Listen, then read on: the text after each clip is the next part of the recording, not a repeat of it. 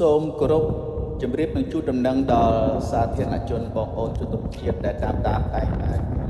ក្រុមសិល្បៈល្ខោនខោសមហាជនអុលសម្បាងវងទី1រាជធានីភ្នំពេញឲ្យបានជ្រាបថានៅថ្ងៃទី18 19ខែកក្កដាខែ7នេះឆ្នាំ2026នេះវត្តប្របាទជាន់ឯកវត្តជើងឯកបាទវត្តជើងឯកក្រុមសិល្បៈល្ខោនខោបានទៅសម្ដែងនៅថ្ងៃទី18បាទទី18សូមបងប្អូនជនរួមជាតិចូលរួមទស្សនាដោយរីករាយដោយមេត្រីជាមួយនឹងក្រុម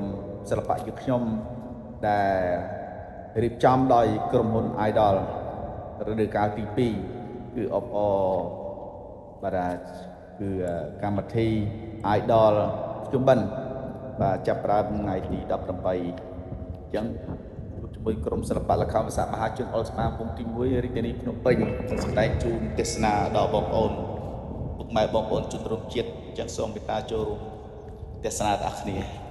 ចាំជួបបងប្អូនពុកម៉ែនៅថ្ងៃទី18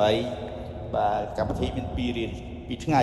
18 19ខែ7ខែកក្កដាឥឡូវនេះសល់ប្រហែលថ្ងៃទៀតចឹងសូមជួយ share ជួយចែករំលែកផងគុណច្រើនឲ្យឆ្លៀតក្នុងឱកាសនេះបងប្រុសបងស្រីត្រូវការក្រុមសិល្បៈល្ខោនខោសមហាជនអុលស្មាវងទី